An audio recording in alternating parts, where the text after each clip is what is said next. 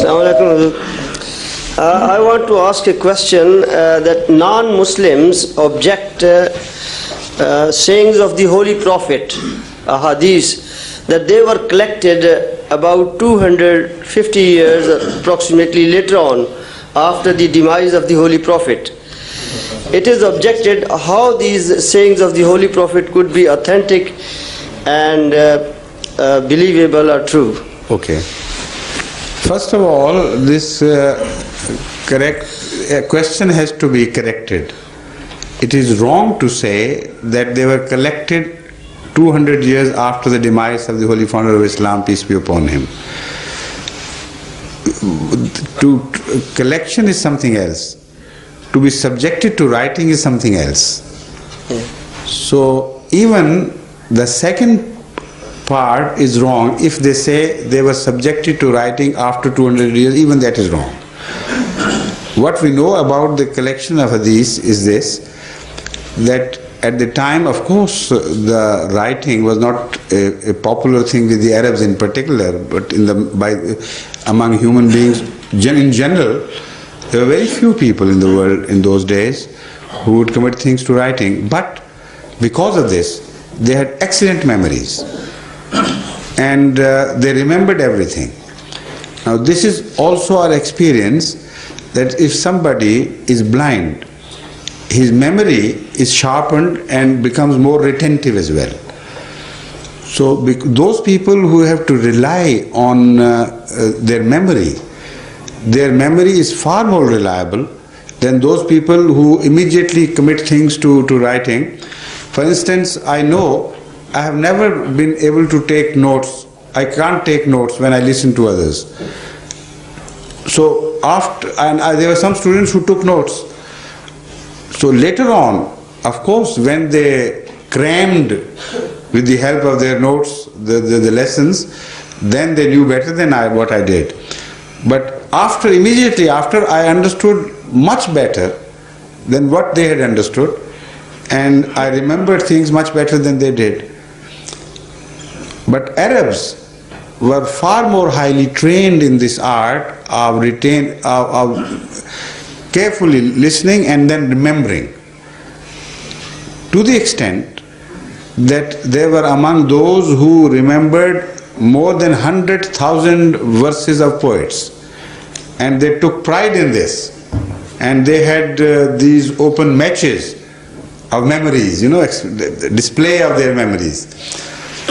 And there were some who took pride in remembering great poets backwards as well. Their poems not from beginning to end, but from end to the beginning. So these facts are well known to all the scholars of Arab history. So by how far more they would be attentive and careful in attempting to remember what the Holy Founder of Islam said, whom they loved far more than the Arab poets. So this is the system, number one.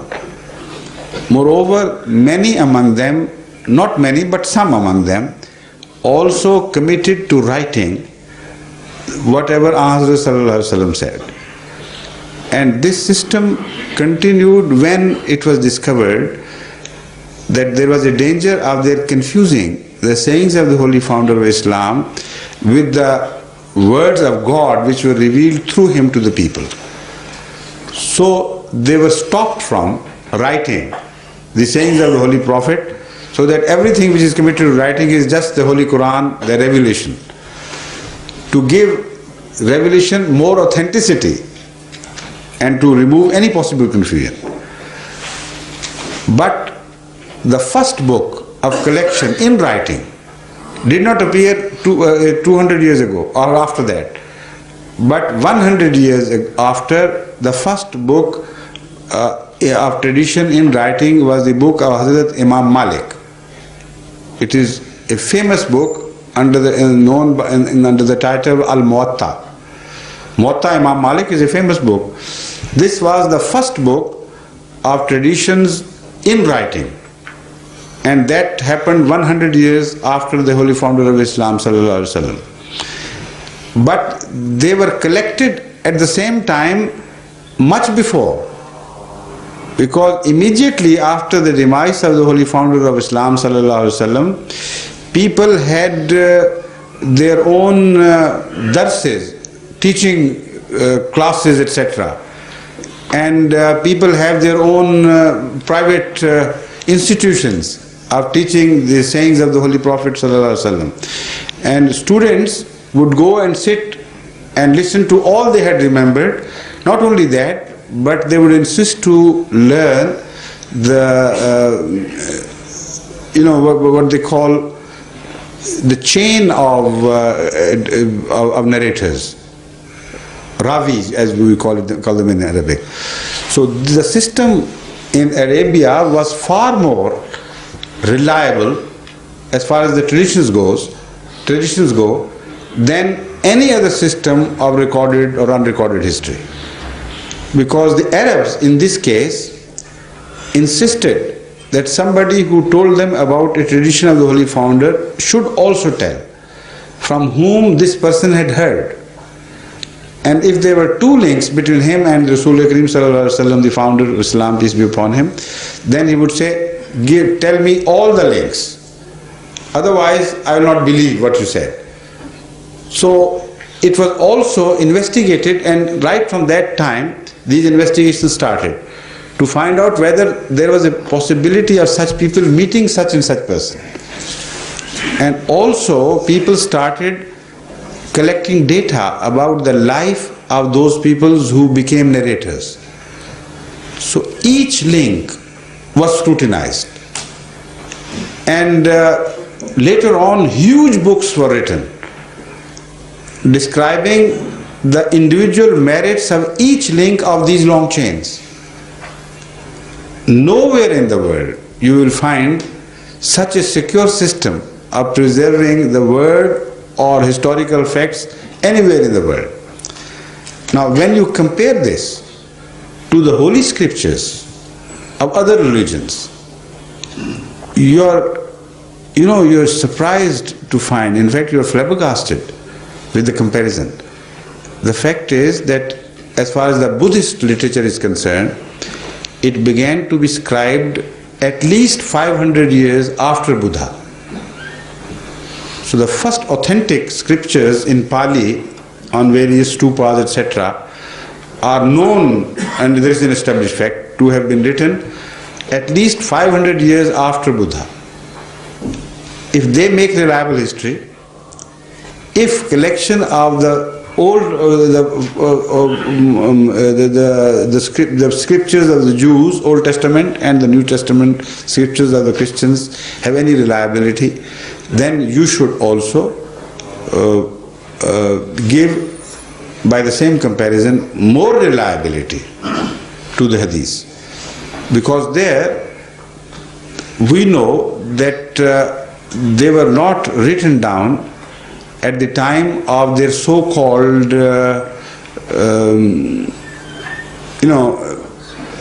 revelation, let's say. For instance, when Hazrat Moses ﷺ was given a teaching, the Jews believe that teaching was given verbatim as far as do's and do nots are concerned.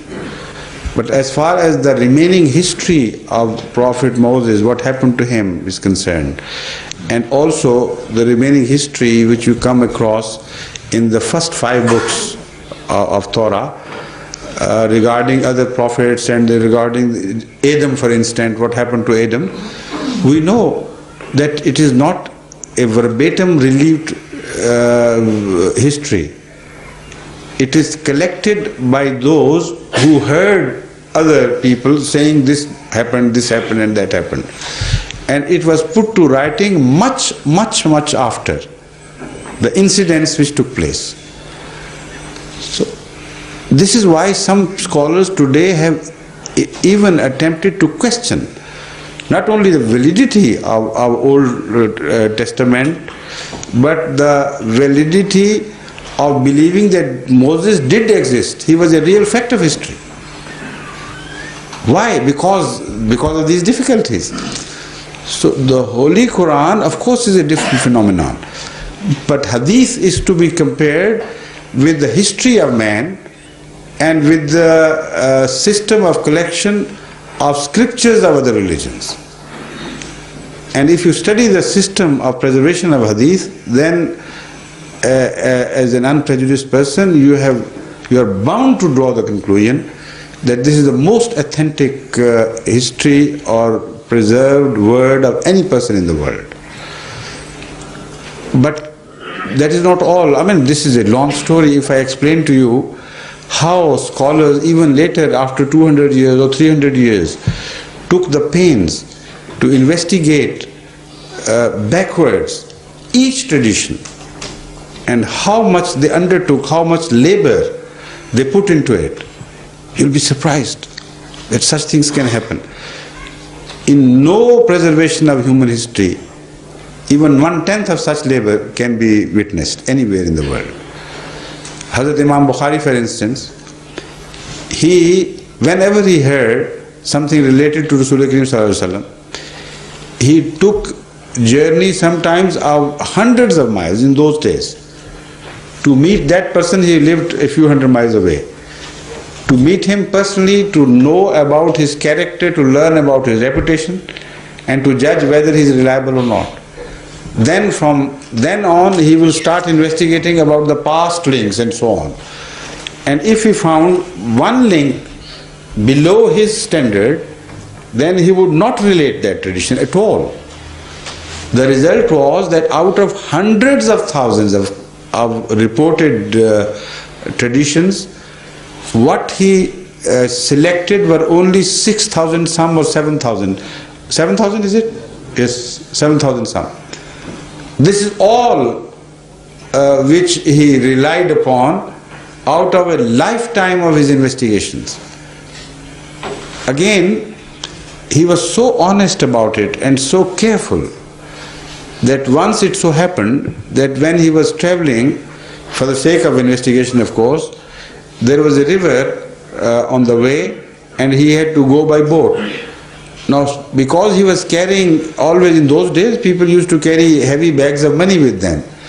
So, somehow somebody got the clue that he was carrying 500 dinars. Exactly, this was the number of what he was carrying. So, right in the middle of the river, somebody suddenly raised hue and cry that somebody has stolen my bag of money which contained 500 dinar. So it was started by the captain of that boat, and Imam Bukhari of course was ultimately searched, and he was not found with even a single penny. He had nothing on him. So the crisis passed, and afterwards, when he was alone, this man approached Hazrat Imam Bukhari and said, "Look here, I knew you had those 500 dinars. How could you trick us? Tell me. Now you are alone, no, there's no danger to that money, but tell me what happened." The answer was that he was collector of a very precious material. If even somebody had the remotest chance of alleging him that he fell once under the suspicion of being a dishonest person, of being a thief, then all his labor of the lifetime would be lost, and people would say, "Look here, he has been investigating other people's authenticity and honesty, integrity, and at least once a shadow was cast on his own integrity. So I dropped that in the river." And I think I came out, emerged as victorious and successful in this bargain. That was his quality of honesty, integrity, and the way he investigated the traditions. So where else can you find such reporters, such investigators? And if two new systems emerged, first time in the history of